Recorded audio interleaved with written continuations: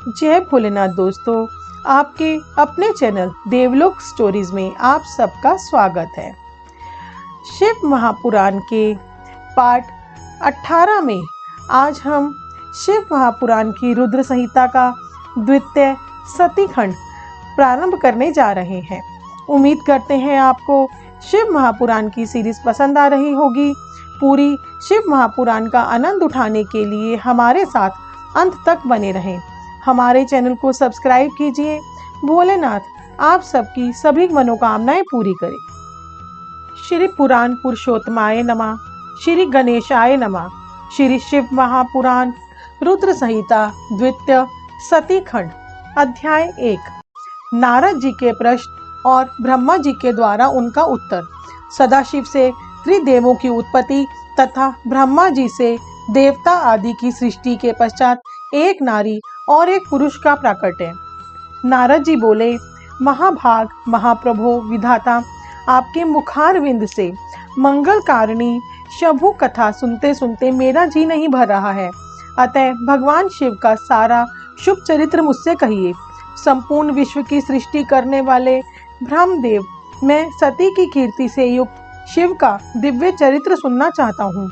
शोभाशालिनी सती किस प्रकार दक्ष पत्नी के गर्भ से उत्पन्न हुई, महादेव जी ने विवाह का विचार कैसे किया, पूर्व काल में दक्ष के पति रोष होने के कारण सती ने अपने शरीर का त्याग कैसे किया, चेतनाकाश को प्राप्त होकर वे फिर हिमालय की कन्या कैसे हुई, पार्वती ने किस प्रकार उग्र तपस्या की और कैसे उनका विवाह हुआ, कामदेव का नाश करने वाले भगवान शंकर के आधे शरीर में वे किस प्रकार स्थान पा सके। महामते, इन सब बातों को आप विस्तार पूर्वक कहिए। आपके समान दूसरा कोई संशय का निवारण करने वाला न है न होगा। ब्रह्मा जी ने कहा, मुने, देवी सती और भगवान शिव का शुभ यश परम पावन, दिव्य तथा गोपनीय, ये भी अत्यंत गोपनीय है। तुम वह सब मुझसे सुनो। पूर्व काल में भगवान शिव निर्गुण, निर्विकल्प, निराकार, शक्ति रहित, चिन्मय तथा सत और असत से विलक्षण स्वरूप में प्रतिष्ठित थे। फिर वे ही प्रभु सगुण और शक्तिमान होकर विशिष्ट रूप धारण करके स्थित हुए।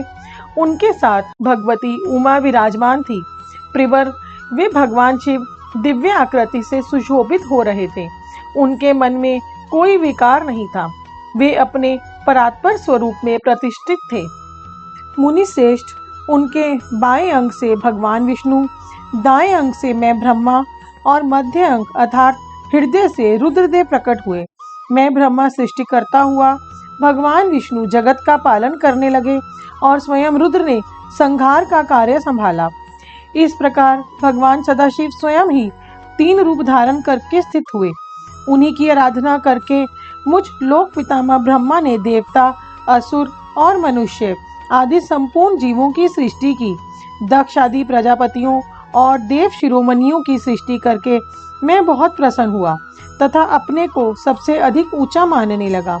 मुने, जब मारीचि, अत्रि, पुलह, पुलत्स्य, अंगिरा, क्रतु, वशिष्ठ, नारद, दक्ष और भृगु, इन महान प्रभावशाली मानस पुत्रों को मैंने उत्पन्न किया, तब मेरे हृदय से अत्यंत मनोहर रूप वाली एक सुंदरी नारी उत्पन्न हुई, जिसका नाम संध्या था। वह दिन में क्षीण हो जाती थी, परंतु सायंकाल में उसका रूप सौंदर्य खिल उठता था।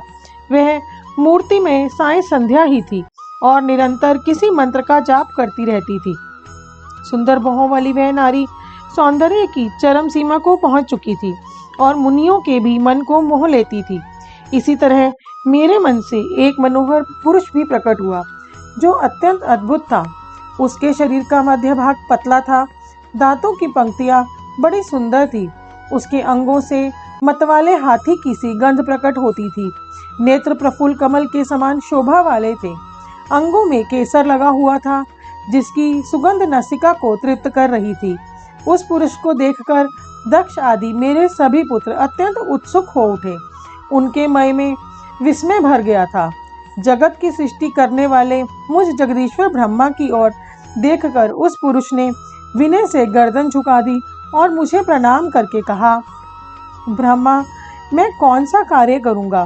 मेरे योग्य जो काम हो उसमें मुझे लगाइए, क्योंकि विधाता आज आप ही सबसे अधिक माननीय और योग्य पुरुष हैं। यह लोक आपसे ही शोभित हो रहा है। ब्रह्मा जी ने कहा, भद्र पुरुष, तुम अपने इसी स्वरूप से तथा फूल के बने हुए 5 बाणों से स्त्रियों और पुरुषों को मोहित करते हुए सृष्टि के सनातन कार्य को चलाओ। इस चराचर त्रिभुवन के ये देवता आदि कोई भी जीव तुम्हारा तिरस्कार करने में समर्थ नहीं होंगे। तुम छिपे रूप से प्राणियों के हृदय में प्रवेश करके सदा स्वयं उनके सुख का हेतु बनकर सृष्टि का सनातन कार्य चालू रखो। समस्त प्राणियों का जो मन है वह तुम्हारे पुष्पमय बाण का सदा अनायासी अद्भुत लक्ष्य बन जाएगा और तुम निरंतर उन्हें मदमत किए रहोगे। यह मैंने तुम्हारा कर्म बताया है जो सृष्टि का प्रवर्तक होगा, और तुम्हारे ठीक ठाक नाम क्या होंगे इस बात को मेरे ये पुत्र बताएंगे। सुश्रेष्ठ, ऐसा कहकर अपने पुत्रों के मुख की ओर दृष्टिपात करके मैं क्षण भर के लिए अपने कमल में आसन पर चुपचाप बैठ गया। अध्याय 3 से 5। कामदेव के नामों का निर्देश, उसका रति के साथ विवाह तथा कुमारी संध्या का चरित्र, वशिष्ठ मुनि का चंद्रभाग पर्वत पर उसको तपस्या की विधि बताना। ब्रह्मा जी कहते हैं, मुने, तदंतर मेरे अभिप्राय को जानने वाले मरीचि आदि मेरे पुत्र सभी मुनियों ने उस पुरुष का उचित नाम रखा। दक्ष आदि प्रजापतियों ने उसका मुंह देखते ही परोक्ष के से सारे वृतांत जानकर उसे रहने के लिए स्थान और पत्नी प्रदान की। मेरे पुत्र मरीचि आदि द्विजों ने उस पुरुष के नाम निश्चित करके उससे यह युक्त बात कही। ऋषि बोले, तुम जन्म लेते ही हमारे मन को भी मथने लगे हो, इसीलिए लोक में मनमथ नाम से व्याप्त हो जाओगे। मनोभव तीनों लोकों में तुम इच्छानुसार रूप धारण करने वाले हो। तुम्हारे समान सुंदर दूसरा कोई नहीं है। अतः काम रूप होने के कारण तुम काम नाम से विख्यात हो। लोगों को मदमत बना देने के कारण तुम्हारा एक नाम मदन होगा। तुम बड़े दर्प से उत्पन्न हो, इसीलिए दर्पक कहलाओगे, और सदर्प होने के कारण ही जगत में कंदर्प नाम से भी तुम्हारी ख्याति होगी। समस्त देवताओं की सम्मिलित बल पराक्रम भी तुम्हारे समान नहीं होगा। अतः सभी स्थानों पर तुम्हारा अधिकार होगा। तुम सर्वव्यापी होगे। जो आदि प्रजापति हैं वे ही ये पुरुषों में श्रेष्ठ दक्ष तुम्हारी इच्छा के अनुरूप पत्नी स्वयं देंगे। वह तुम्हारी कामिनी होगी। ब्रह्मा जी ने कहा, मुने, तदंतर मैं वहां से अदृश्य हो गया। इसके बाद दक्ष मेरी बात का स्मरण करके कंदर्प से बोले, कामदेव, मेरे शरीर से उत्पन्न हुई मेरी यह कन्या सुंदर रूप और उत्तम गुणों से सुशोभित है। इसे तुम अपनी पत्नी बनाने के लिए ग्रहण करो। यह गुणों की दृष्टि से सर्वथा तुम्हारी योग्य है। महातेजस्वी, मनोभाव, यह सदा तुम्हारे साथ रहने वाली और तुम्हारी रुचि के अनुसार चलने वाली होगी। धर्मतः यह सदा तुम्हारे अधीन रहेगी। ऐसा कहकर दक्ष ने अपने शरीर के पसीने से प्रकट हुई इस कन्या का नाम रति रखकर उसे अपने आगे बैठाया और कंदर्प को संकल्प पूर्वक सौंप दिया। नारद, दक्ष की वह पुत्री रति बड़ी रमणीय और मुनियों के मन को मोह लेने वाली थी। उसके साथ विवाह करके कामदेव को भी बड़ी प्रसन्नता हुई। अपनी रति नामक सुंदरी स्त्री को देखकर उसके हाव भाव आदि से अनुरंजित हो कामदेव मोहित हो गया। तात उस समय बड़ा भारी उत्सव होने लगा जो सबके सुख को बढ़ाने वाला था। प्रजापति दक्ष इस बात को सोचकर बड़े प्रसन्न थे कि मेरी पुत्री इस विवाह से सुखी है। कामदेव को भी बड़ा सुख मिला। उसके सारे दुख दूर हो गए। दक्ष कन्या रति भी कामदेव को पाकर बहुत प्रसन्न हुई। जैसे संध्या काल में मनोहारिणी विद्युन्माला के साथ मेघ शोभा पाता है, उसी प्रकार रति के साथ प्रिय वचन बोलने वाला कामदेव बड़ी शोभा पा रहा था। इस प्रकार रति के प्रति भारी मोह से युक्त रतिपति कामदेव ने उसे उसी तरह अपने हृदय के सिंहासन पर बिठाया जैसे योगी पुरुष योग विद्या को हृदय में धारण करता है। इसी प्रकार पूर्ण चंद्रमुखी रति भी उस श्रेष्ठ पति को पाकर उसी तरह सुशोभित हुई जैसे श्री हरि को पाकर पूर्ण चंद्रनानना लक्ष्मी शोभा पाती है। सूत जी कहते हैं, ब्रह्मा जी का यह कथन सुनकर मुनि श्रेष्ठ नारद मन ही मन बड़े प्रसन्न हुए और भगवान शंकर का स्मरण करके हर्ष पूर्वक बोले, महाभाग विष्णु शिष्य, महामते विधाता, आपने चंद्रमौली शिव की यह अद्भुत लीला कही है। अब मैं यह जानना चाहता हूँ कि विवाह के पश्चात जब कामदेव प्रसन्नता पूर्वक अपने स्थान को चला गया, दक्ष भी अपने घर को पधारे तथा आप और आपके मानस पुत्र भी अपने अपने धाम को चले गए, तब पितरों को उत्पन्न करने वाली ब्रह्मा कुमारी संध्या कहाँ गई? उसने क्या किया और किस पुरुष के साथ उसका विवाह हुआ? संध्या का यह सब चरित्र विशेष रूप से बतलाइए। ब्रह्मा जी ने कहा, मुने, संध्या का वह सारा शुभ चरित्र सुनो, जिसे सुनकर समस्त कामिनियां सदा के लिए सती साध्वी हो सकती हैं। वह संध्या जो पहले मेरी मानस पुत्री थी, तपस्या करके शरीर को त्याग कर मुनि श्रेष्ठ मेघातिथि की बुद्धिमती पुत्री होकर अरुंधति के नाम से विख्यात हुई। उत्तम व्रत का पालन करके उस देवी ने ब्रह्मा, विष्णु और महेश्वर के कहने से श्रेष्ठ व्रतधारी महात्मा वशिष्ठ को अपना पति चुना। वह सौभ्य स्वरूप वाली देवी सबकी वंदनीय और पूजनीय श्रेष्ठ प्रतिव्रता के रूप में विख्यात हुई। नारद जी ने पूछा, भगवान, संध्या ने कैसे, किस लिए और कहाँ तप किया? किस प्रकार शरीर त्याग कर वह मेधादी तिथि की पुत्री हुई? ब्रह्मा, विष्णु और शिव, इन तीनों देवताओं के बताए हुए श्रेष्ठ व्रतधारी महात्मा वशिष्ठ को उसने किस तरह अपना पति बनाया? पितामह, यह सब मैं विस्तार के साथ सुनना चाहता हूँ। अरुंधति के इस कौतूहलपूर्ण चरित्र का आप यथार्थ रूप से वर्णन कीजिए। ब्रह्मा जी ने कहा, मुने, संध्या के मन में एक बार कमाव भाव आ गया था, इसीलिए उस साध्वी ने यह निश्चय किया कि वैदिक मार्ग के अनुसार मैं अग्नि में अपने इस शरीर की आहुति दे दूंगी। आज से इस भूतल पर कोई भी देहधारी उत्पन्न होते ही काम भाव से युक्त ना हो, इसके लिए मैं कठोर तपस्या करके मर्यादा स्थापित करूंगी। इसके बाद वह जीवन को त्याग दूंगी। मन ही मन ऐसा विचार करके संध्या चंद्रभाग नामक उस श्रेष्ठ पर्वत पर चली गई, जहाँ से चंद्रभागा नदी का प्रादुर्भाव हुआ है। मन में तपस्या का दृढ़ निश्चय ले संध्या को श्रेष्ठ पर्वत पर गई हुई जानकर मैंने अपने समीप बैठे हुए वेद वेदांगों के पारंगत विद्वान, सर्वज्ञ, जितात्मा एवं ज्ञान योगी पुत्र वशिष्ठ से कहा, बेटा वशिष्ठ, मन सुनी संध्या तपस्या की अभिलाषा से चंद्रभाग नामक पर्वत पर गई है। तुम जाओ और उसे विधि पूर्वक दीक्षा दो। तात वह तपस्या के भाव को नहीं जानती है, इसीलिए जिस तरह तुम्हारे यथोचित उपदेश से उसे अभिष्ट लक्ष्य की प्राप्ति हो सके, वैसा प्रयत्न करो। नारद, मैंने दया पूर्वक जब वशिष्ठ को इस प्रकार आज्ञा दी, तब वे जो आज्ञा कहकर उस तेजस्वी ब्रह्मचारी के रूप में संध्या के पास गए। चंद्रभाग पर्वत पर एक देव सरोवर है, जो जलाशित योचित गुणों से परिपूर्ण हो मान सरोवर के समान शोभा पाता है। वशिष्ठ ने उस सरोवर को देखा और उसके तट पर बैठी हुई संध्या पर भी दृष्टिपात किया। कमलों से प्रकाशित होने वाला वह सरोवर तट पर बैठी हुई संध्या से उपलक्षित हो उसी तरह सुशोभित हो रहा था, जैसे प्रदोष काल में उदित हुए चंद्रमा और नक्षत्रों से युक्त आकाश शोभा पाता है। सुंदर भाव वाली संध्या को वहां बैठी देख मुनि ने कौतूहल पूर्वक उस ब्रहलोहिन नाम वाले समुद्रोवर को अच्छी तरह देखा। उसी प्राकारभूत पर्वत के शिखर से दक्षिण समुद्र की ओर जाती हुई चंद्रभागा नदी का भी उन्होंने दर्शन किया। जैसे गंगा हिमालय से निकलकर समुद्र की ओर जाती है, उसी प्रकार चंद्रभाग के पश्चिम शिखर का भेदन करके वह नदी समुद्र की ओर जा रही थी। उस चंद्रभाग पर्वत पर ब्रह्मोलित सरोवर के किनारे बैठी हुई संध्या को देखकर वशिष्ठ जी ने आदर से पूछा, भद्रे, तुम इस निर्जर पर्वत पर किस लिए आई हो? किसकी पुत्री हो और तुमने यहाँ क्या करने का विचार किया है? मैं यह सब सुनना चाहता हूँ। यदि छिपाने योग्य बात ना हो तो बताओ। महात्मा वशिष्ठ की यह बात सुनकर संध्या ने उन महात्मा की ओर देखा। वे अपने तेज से प्रज्वलित अग्नि के समान प्रकाशित हो रहे थे। उन्हें देखकर ऐसा जान पड़ता था मानो ब्रह्मचर्य देह धारण करके आ गया हो। वे मस्तक पर जटा धारण किए बड़ी शोभा पा रहे थे।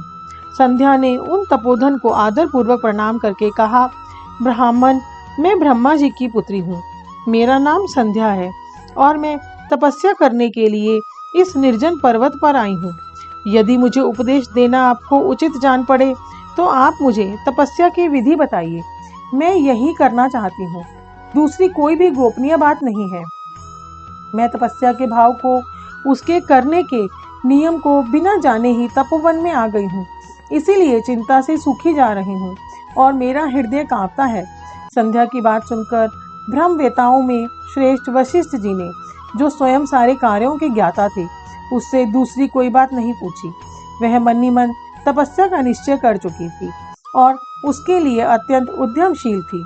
उस समय वशिष्ठ ने मन से भक्त वत्सल भगवान शंकर का स्मरण करके इस प्रकार कहा, शुभानने, जो सबसे उत्तम, महान और उत्कृष्ट तेज है, जो उत्तम और महान तप है तथा जो सबके परमाराध्य परमात्मा है, उन भगवान शंभु को तुम हृदय में धारण करो, जो अकेले ही धर्म, अर्थ, काम और मोक्ष के आदि कारण है। उन त्रिलोकी के आदि सृष्टा अद्वितीय पुरुषोत्तम शिव का भजन करो। आगे बताए जाने वाले मंत्र से देवेश्वर शंभु की आराधना करो, उससे तुम्हें सब कुछ मिल जाएगा, इसमें संशय नहीं है। ओम नमः शंकराय ओम, इस मंत्र का निरंतर जप करते हुए मौन तपस्या आरंभ करो और जो मैं नियम बताता हूँ उन्हें सुनो। तुम्हें मौन रहकर ही स्नान करना होगा। मौनालंबन पूर्वक ही महादेव जी की पूजा करनी होगी। प्रथम 2 बार, छठे समय में तुम केवल जल का पूर्ण आहार कर सकती हो। जब तीसरी बार छठा समय आए तब केवल उपवास किया करो। इस तरह तपस्या की समाप्ति तक छठे काल में जलाहार एवं उपवास की क्रिया होती रहेगी। देवी, इस प्रकार की जाने वाली मौन तपस्या ब्रह्मचर्य का फल देने वाली तथा संपूर्ण अभिष्ट मनोरथों को पूर्ण करने वाली होती है। यह सत्य है, सत्य है, इसमें संशय नहीं है।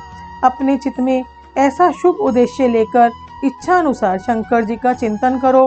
वे प्रसन्न होने पर तुम्हें अवश्य ही अभिष्ट फल प्रदान करेंगे। इस तरह संध्या को तपस्या करने की विधि का उपदेश दे मुनिवर वशिष्ठ यथोचित रूप से उससे विदा ले वहीं अंतर्ध्यान हो गए। अध्याय 6। संध्या की तपस्या, उसके द्वारा भगवान शिव की स्तुति तथा उससे संतुष्ट हुए शिव का उसे अभिष्ट वर दे मेधा तिथि के यज्ञ में भेजना। ब्रह्मा जी कहते हैं, मेरे पुत्रों में श्रेष्ठ महाप्राज्ञ नारद तपस्या के नियम का उपदेश दे जब वशिष्ठ जी अपने घर चले गए तब तप के उस विधान को समझकर संध्या मन ही मन बहुत प्रसन्न हुई। फिर तो वह सानंद मन से तपस्वनी के योग्य वेश बनाकर ब्रह्लोहित सरोवर के तट पर ही तपस्या करने लगी। वशिष्ठ जी ने तपस्या के लिए जिस मंत्र का साधन बताया था उसी से उत्तम भक्ति भाव के साथ वह भगवान शंकर की आराधना करने लगी।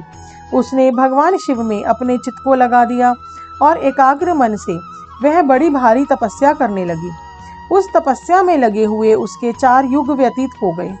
तब भगवान शिव उसकी तपस्या से संतुष्ट हो बड़े प्रसन्न हुए तथा बाहर और भीतर आकाश में अपने स्वरूप का दर्शन कराकर जिस रूप का वह चिंतन करती थी उसी रूप से उसकी आंखों के सामने प्रकट हो गए। उसके मन से जिनका चिंतन किया था उन्हीं प्रभु शंकर को अपने सामने खड़ा देख वह अत्यंत आनंद में निमग्न हो गई। भगवान का मुखारविंद बड़ा प्रसन्न दिखाई देता था। उसके स्वरूप से शांति बरस रही थी। वह सहसा भयभीत हो सोचने लगी कि मैं भगवान हर से क्या कहूँ, किस तरह इनकी स्तुति करूँ। इसी चिंता में पड़कर उसने अपने दोनों नेत्र बंद कर लिए। नेत्र बंद कर लेने पर भगवान शिव ने उसके हृदय में प्रवेश करके उसे दिव्य ज्ञान दिया, दिव्य वाणी और दिव्य दृष्टि प्रदान की। जब उसे दिव्य ज्ञान, दिव्य दृष्टि और दिव्य वाणी प्राप्त हो गई तब वह कठिनाई से ज्ञात होने वाले जगदीश्वर शिव को प्रत्यक्ष देखकर उनकी स्तुति करने लगी। संध्या बोली, जो निराकार और परम ज्ञान गम्य और न तो स्थूल है न सूक्ष्म है न उच्च है तथा जिनके स्वरूप का योगी जन अपने हृदय के भीतर चिंतन करते हैं, उन्हीं लोक श्रेष्ठा आप भगवान शिव को नमस्कार है, जिन्हें शर्व कहते हैं, जो शांत स्वरूप, निर्मल, निर्विकार और ज्ञान गम्य है, जो अपने ही प्रकाश में स्थित हो प्रकाशित होते हैं, जिनमें विकार का अत्यंत अभाव है, जो आकाश मार्ग की भांति निर्गुण निराकार बताए गए हैं तथा जिनका रूप अज्ञानांधकार मार्ग से सर्वथा परे है, उन नित्य प्रसन्न आप भगवान शिव को मैं प्रणाम करती हूँ, जिनका रूप एक शुद्ध बिना माया के प्रकाशमान सच्चिदानंदमय सहज निर्विकार नित्यानंदमय सत्य ऐश्वर्य से युक्त प्रसन्न तथा लक्ष्मी को देने वाला है। उन आप भगवान शिव को नमस्कार है, जिनके स्वरूप की ज्ञान रूप से ही उद्भावना की जा सकती है, जो इस जगत से सर्वथा भिन्न है एवं सत्व प्रधान ध्यान के योग्य आत्मस्वरूप सारभूत सबको पार लगाने वाला तथा पवित्र वस्तुओं में भी परम पवित्र है। उन आप परेश्वर को मेरा नमस्कार है। आपका जो स्वरूप शुद्ध मनोहर रत्न में आभूषणों से विभूषित तथा स्वच्छ कपूर के समान गौण वर्ण है, जिसने अपने हाथों में वर अभय शूल और मुंड धारण रखा है, उस दिव्य चिन्मय सगुण साकार विग्रह से सुशोभित आप योग युक्त भगवान शिव को नमस्कार है। आकाश पृथ्वी दिशाएं जल तेज तथा काल ये जिनके रूप हैं, उन आप परमेश्वर को नमस्कार है। प्रधान और पुरुष जिनके शरीर रूप से प्रकट हुए हैं, अर्थात वे दोनों जिनके शरीर हैं, इसीलिए जिनका यथार्थ रूप अव्यक्त है, उन भगवान शंकर को बारंबार नमस्कार है। जो ब्रह्मा होकर जगत की सृष्टि करते हैं, जो विष्णु होकर संसार का पालन करते हैं तथा जो रुद्र होकर अंत में इस सृष्टि का संहार करेंगे, उन्हीं आप भगवान सदाशिव को बारंबार नमस्कार है, जो कारण के भी कारण है, दिव्य अमृत रूप ज्ञान तथा अणिमा आदि ऐश्वर्य प्रदान करने वाले हैं, समस्त लोकांतरों का वैभव देने वाले हैं, स्वयं प्रकाश रूप हैं तथा प्रकृति से भी परे हैं। उन परमेश्वर शिव को नमस्कार है, नमस्कार है। यह जगत जिनसे भिन्न नहीं कहा गया, जिनके चरणों से पृथ्वी तथा अन्यान्य अंगों से संपूर्ण दिशाएं, सूर्य चंद्रमा कामदेव एवं अन्य देवता प्रकट हुए हैं और जिनकी नाभि से अंतरिक्ष का आविर्भाव हुआ है, उन्हीं आप भगवान शंभु को मेरा नमस्कार है। प्रभु आप ही सबसे उत्कृष्ट परमात्मा है, आप ही नाना प्रकार की विद्याएं हैं, आप ही हर हैं, आप ही सद्ब्रह्मा और परब्रह्मा है। आप सदा विचार में तत्पर रहते हैं, जिनका न आदि है न मध्य है और ना ही अंत है, जिनसे सारा जगत उत्पन्न हुआ है तथा जो मन और वाणी के विषय नहीं है, उन महादेव जी की स्तुति मैं कैसे कर सकूंगी। ब्रह्मा आदि देवता तथा तपस्या के धनी मुनि भी जिनके रूपों का वर्णन नहीं कर सकते, उन्हीं परमेश्वर का वर्णन अथवा स्तवन मैं कैसे कर सकती हूँ। प्रभु आप निर्गुण हैं, मैं मूढ़ स्त्री आपके गुणों को कैसे जान सकती हूँ।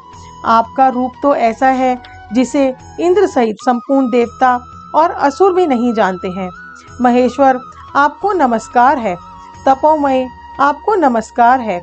देवेश्वर शंभो मुझ पर प्रसन्न होइए, आपको बारंबार मेरा नमस्कार है।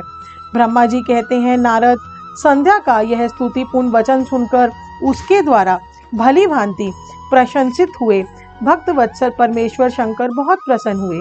उनका शरीर वत्कल और मृग चर्म से ढका हुआ था, मस्तक पर पवित्र जटाजूट शोभा पा रहा था।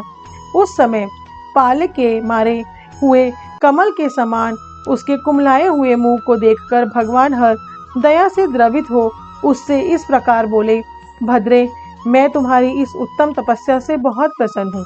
शुद्ध बुद्धि वाली देवी तुम्हारे इस स्वतन में भी मुझे बड़ा संतोष प्राप्त हुआ है। अतः इस समय अपनी इच्छा के अनुसार कोई वर मांगो, जिस वर से तुम्हें प्रयोजन हो तथा जो तुम्हारे मन में हो उसे मैं यहाँ अवश्य पूर्ण करूँगा। तुम्हारा कल्याण हो। मैं तुम्हारे व्रत नियम से बहुत प्रसन्न हूँ।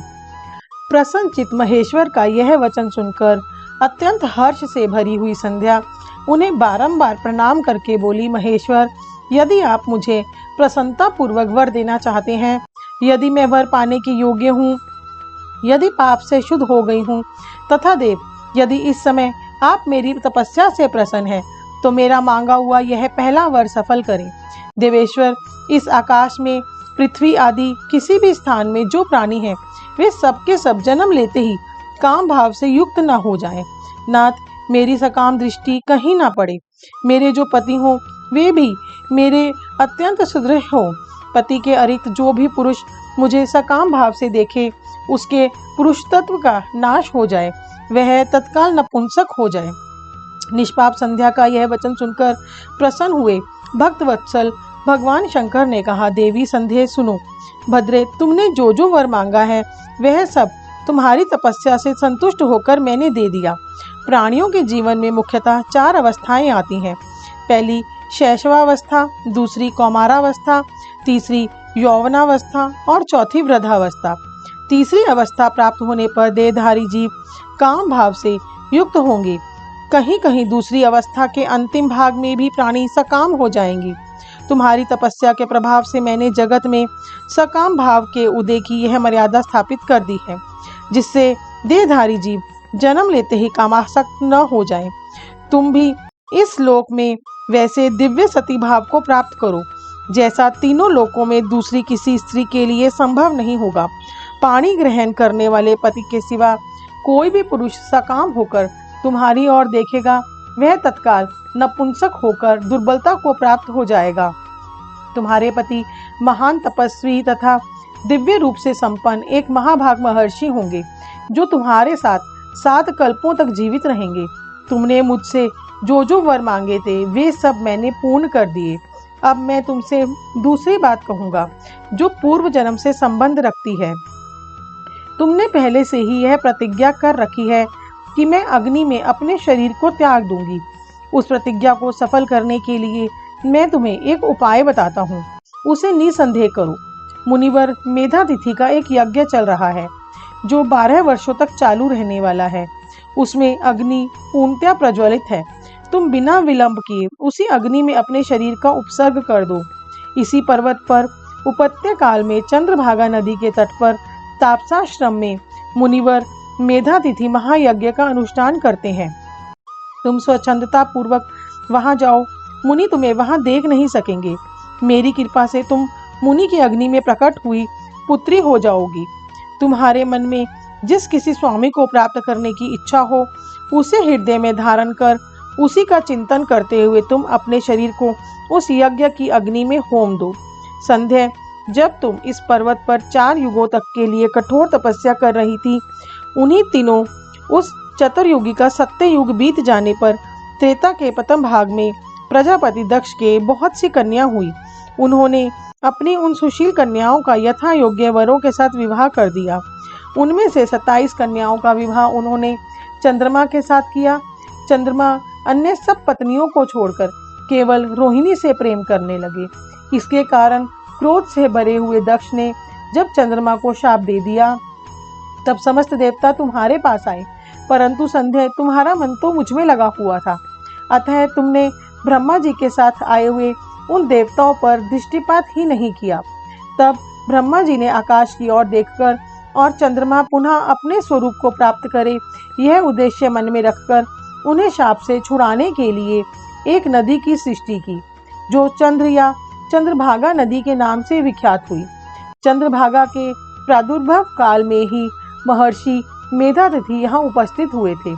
तपस्या के द्वारा उनकी समानता करने वाला ना तो कोई हुआ है, ना है और ना ही होगा।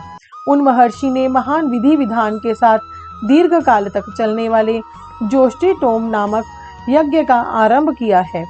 उसमें अग्निदेव पूर्ण रूप से प्रज्वलित हो रहे हैं। उसी आग में तुम अपने शरीर को डाल दो और परम पवित्र हो जाओ। ऐसा करने से इस समय तुम्हारी वह प्रतिज्ञा पूर्ण हो जाएगी। इस प्रकार संध्या को उसके हित का उपदेश देकर देवेश्वर भगवान शिव वहीं अंतर्ध्यान हो गए। दोस्तों, शिव महापुराण पाठ 18 में आपने शिव महापुराण की रुद्र संहिता द्वितीय सती खंड का अध्याय 1 से 6 सुना है। नेक्स्ट पार्ट में हम आपको आगे के अध्याय सुनाएंगे। पूरी शिव महापुराण सुनने के लिए आपके अपने चैनल को सब्सक्राइब कीजिए। कमेंट बॉक्स में जय भोलेनाथ लिखना ना भूलें। हमें इतना प्यार और सहयोग देने के लिए आप सबका बहुत बहुत धन्यवाद।